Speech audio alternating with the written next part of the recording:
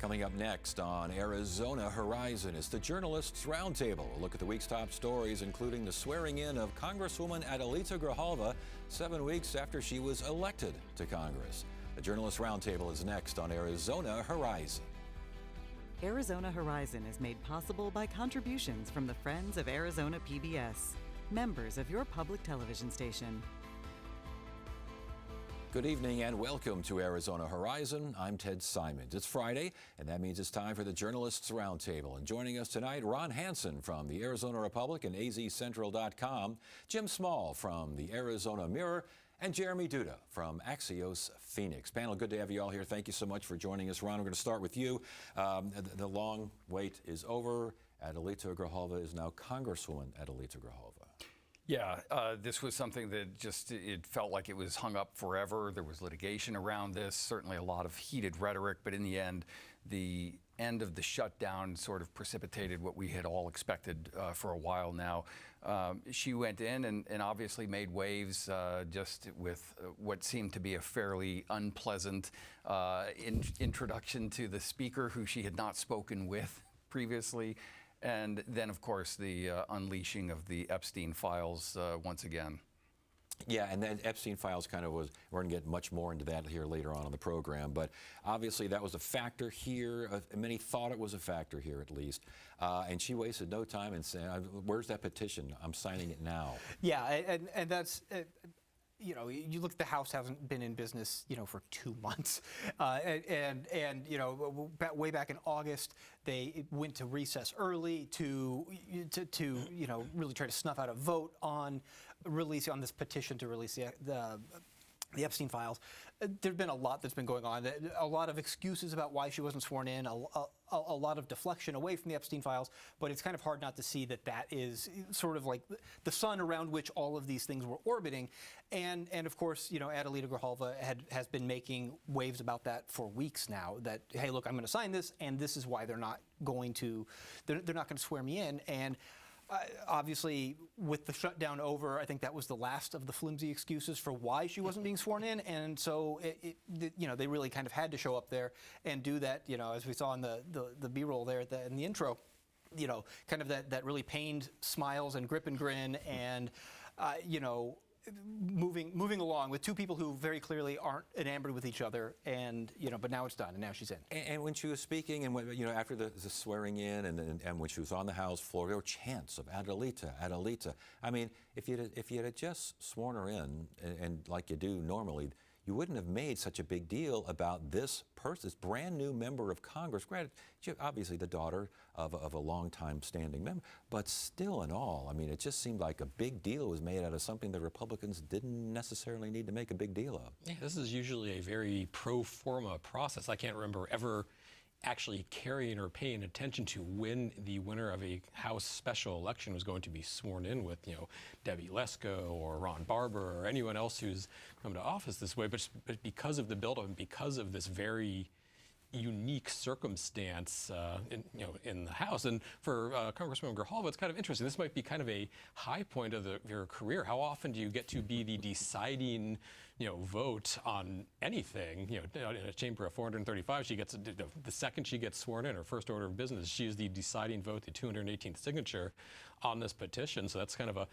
perhaps one of the most memorable moments she'll have in your career, even if she's there as long as her father was. Yeah, and Ron, how many times does CNN break away from coverage to see the swearing in of a representative on Capitol Hill? I mean, is she an instant star because of all this? She certainly is on the left. She has come to personify, I think, for Democrats, a lot of the frustration that they have felt both with elections, but also with their agenda. And I think that she sort of has become the way for them to see a way forward to get points on the board. One thing that stands out to me is that if things had been reversed at least slightly in chronology, you would have had her sworn in, you would have had presumably the release of the Epstein file documents that we saw shortly thereafter, and then we would have been talking about a shutdown. Instead, it's the opposite, and I think that probably feels like a gut punch to the right. Yeah, Jim, same question to you. Does this make her? This makes her a pretty big name from day one. I mean, she definitely comes in now after 7 weeks with a higher profile than she had before because of everything that went on. She represents a solidly blue district, a district her father, was elected to represent for a couple of decades. It's not. It'll be interesting to see kind of where she goes from here. I mean, I do think that this might be the high point for her. You kind of come in cresting this wave of support and kind of notoriety that you weren't necessarily going out to seek, but that was kind of thrust on you by the situation. I think it'll be interesting to see whether she's going to capitalize it or how her and she and kind of the progressive movement are going to move forward from here. Sure, she certainly has an opportunity if she can find a way to kind of take a next step and continue that momentum. I mean, she's gotten national press in a way that probably none of the other 8 members of our House delegation have. I mean, people who follow politics in other states, they probably don't know who, David Schweikert or Abe Hamadeh or, Yasemin Ansari are, but right now they know who Adelita Grijalva is. Yeah, and we know who Andy Biggs is. He's a congressman who wants to run for governor, and apparently he is now saying that and this is I can't think of anyone really who's more supportive of Donald Trump. I mean, they're out there on Capitol Hill, but it'd be hard to think. He's now saying, I'm going to vote to release those files. Yeah, I think what's interesting to note here is that Andy Biggs, who you're correct, is one of the most staunch pro-Trump supporters there is on Capitol Hill. I think it's clear, it's important to remember, he did not join the petition to release these documents when it was still something that was up in the air. It had the barest number of Republicans it could muster to then allow Grijalva to get it over that threshold. Once it surpasses that, now he is supportive of this measure. And I think you're seeing some of that from other Republicans as well. Yeah, were you surprised that he came out now and said that? I was. I thought it was really surprising because of who Andy Biggs is, and he was former leader of the House Freedom Caucus, has absolutely been one of Trump's staunchest allies, and has gone to the mat to defend Donald Trump's behaviors and statements over the past decade in a way that few others have. But I do think that it's telling that if you lose Andy Biggs on a vote for this, I think it's a signal, and we're already starting to see signs of it, that Republicans up and down that conference are going to start saying, I'm going to vote for this, because they're hearing from their constituents who, in a lot of cases, are really, really mad and really want to see this because there was so much attention paid to the Epstein files during the campaign and over the last 4 or 5 years that it's become something of, I think, a core belief among a certain segment of Republicans and the MAGA crowd in general, in particular, that these need to be released. They need to be put out there. We need to find out who these people are that were involved in here, so that way they can be shunned and ostracized. And some of those people, I think, don't understand, maybe don't perhaps appreciate just how entwined Donald Trump is going to be in this. And they're looking at it from more of a principled standpoint than a political one. And you mentioned going to the mat for Donald Trump. Will President Trump pull the mat out of Andy Biggs? I mean, he's full-throated support for Andy Biggs for governor. Is that going to stick? Oh, I think it probably will, and Biggs has gone against the president on things in the past.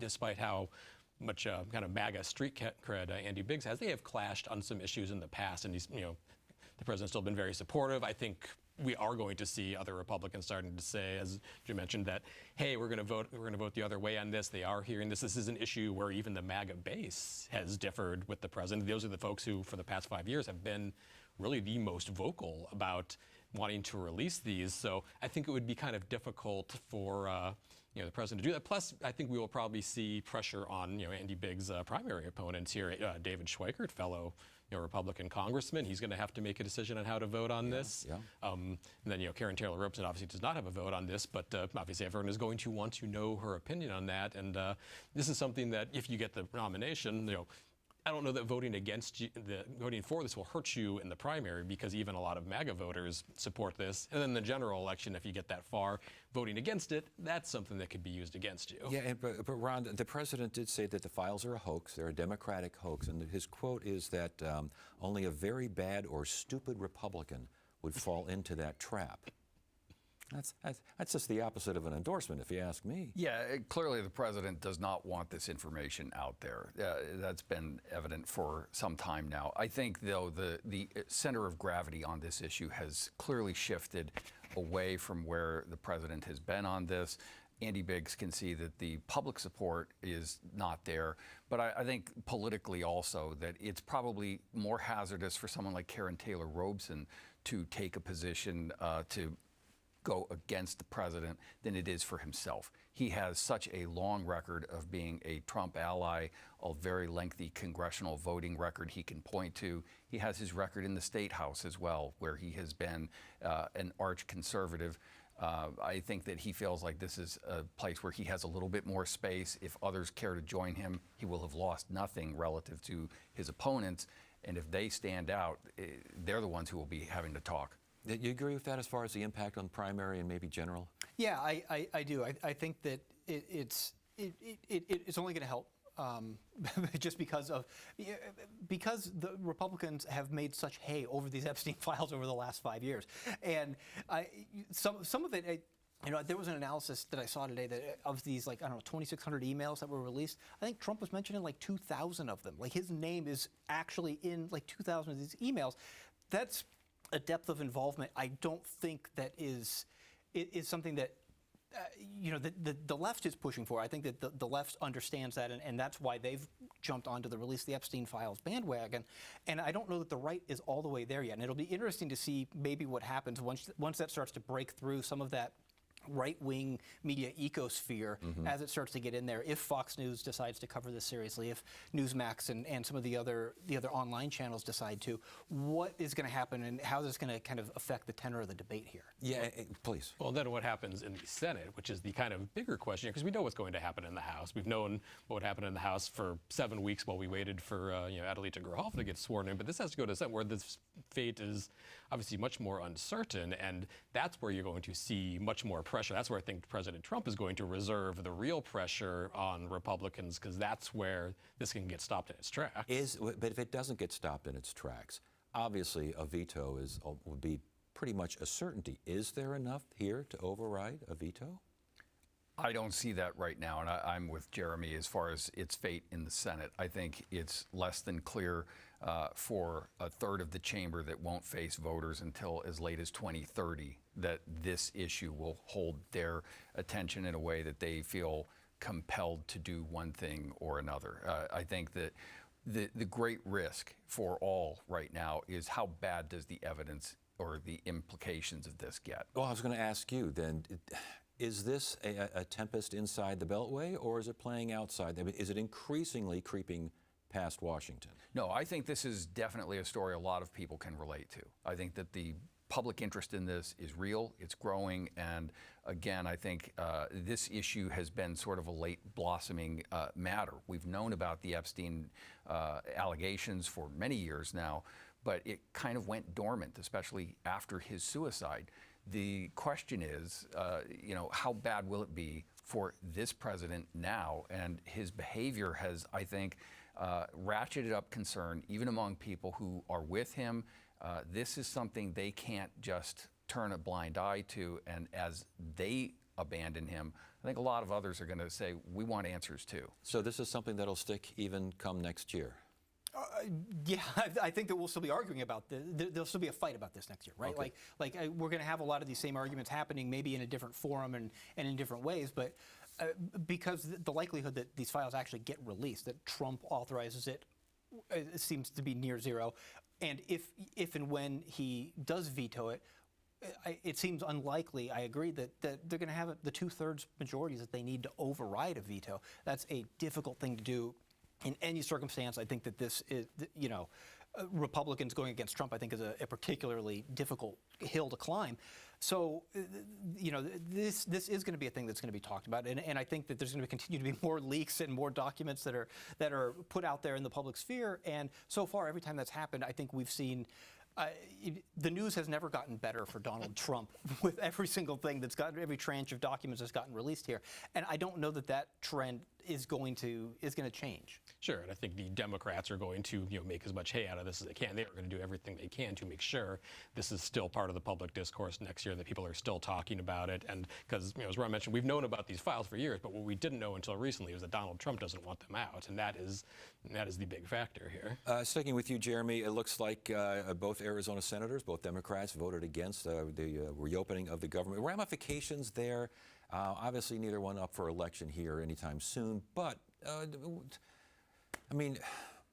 reopening the government, yay or nay? And they were saying, unless you extend those subsidies, nay. I think that's a line in the sand that I think is going to be popular with a lot of voters. Definitely will be popular with their bases. Mark Kelly and Ruben Gallego are two senators who have tried to find areas where they can kind of tack closer to the center. And as Senator Gallego's predecessor learned, you can only antagonize the base so much on some things. So I think this will be popular with the base. I don't know that this was something that voting against that will offend the general public, that people are really going to care about that much, especially considering what is at stake, which is these ACA subsidies that are going to cost people a lot of money. In theory, we're going to have a vote on extending this. Even if that happens, it's hard to see Republicans really voting to do this. So this is another thing that we're going to be hearing a lot about over the next year, is how much more money a lot of Arizonans, a lot of Americans are going to be paying for this. Yeah, within the Democratic Party, their positions with this vote. Yeah, I think what we saw was just enough Democrats peel off to make a deal happen. And in a sense, it allows the rest of the Democrats to hold to a principled position as they see it, that they get to rail against an arrangement that they don't like, but that their party has diffused as an issue that would have lingered to a point where perhaps public opinion shifts against Republicans and the White House on this to more of a broad-based anti-incumbent. What about, are the Republicans going to keep the pledge here? Are they going to hold a vote on these subsidies? Well, that's sure. part of the deal. Sure. If they do, if they don't, I don't think it changes anything. It doesn't matter, because they're going to vote on it. If they vote on it in the Senate and it passes the Senate, it's going to go to the House, where it's going to die and never get heard and never come up for a vote. So I don't think that it's going to make a difference at all. But the difference it'll make in the Senate is it'll force Republicans to have to put their money where their mouth is and put their names on the board and vote. That's I think the utility that the Democrats got out of this. They didn't get any deal.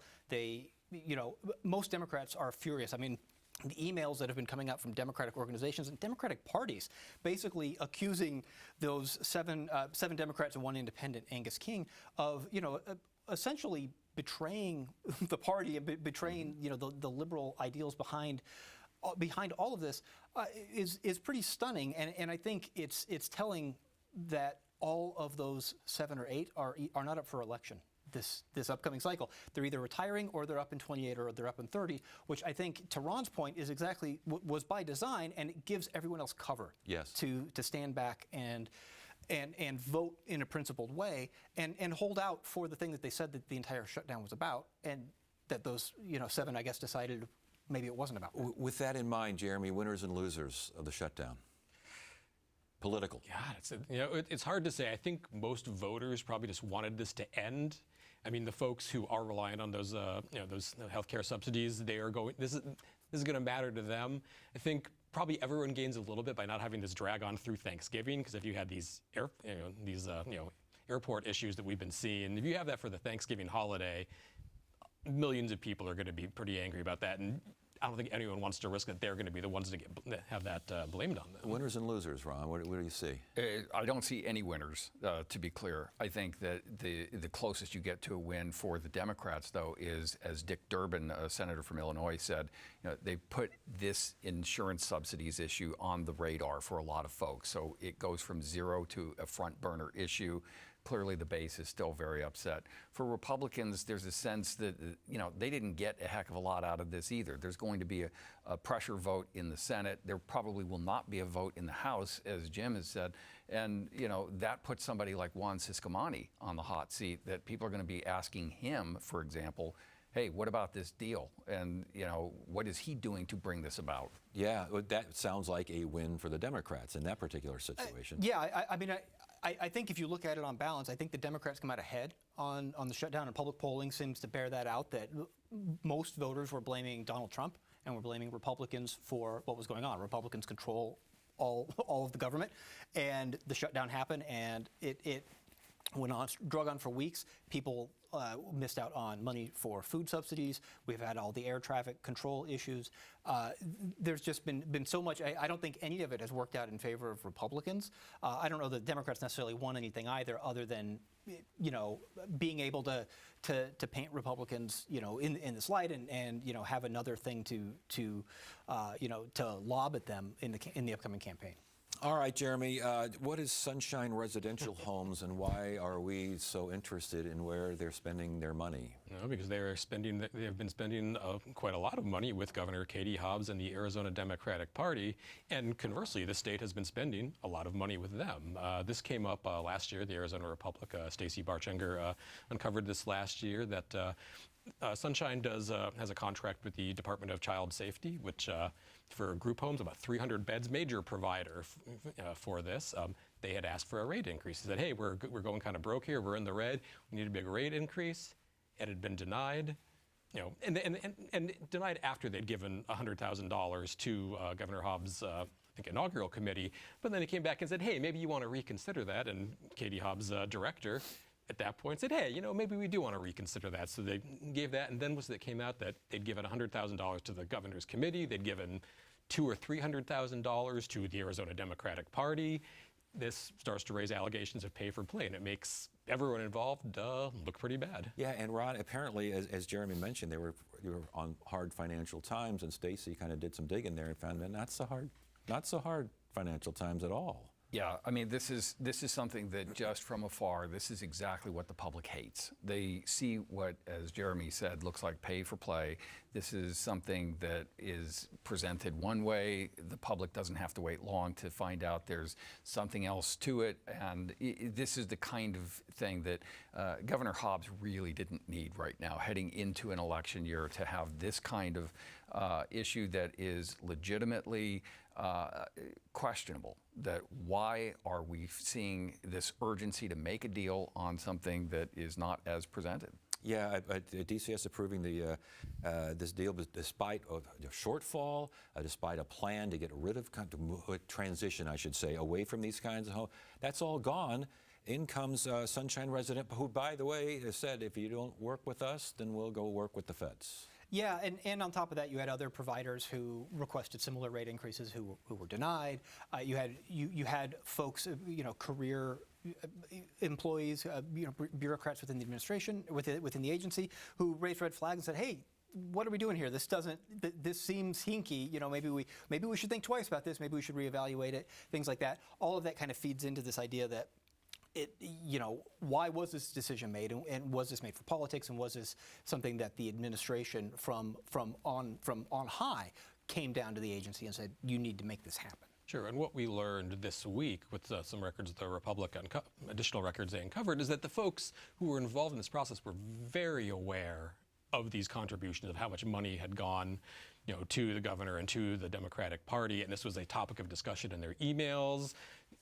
What we do not know, we've not seen any evidence, it should be noted, that Governor Hobbs or members of her administration had put any pressure on anyone, any communications implicating them in the decision-making process.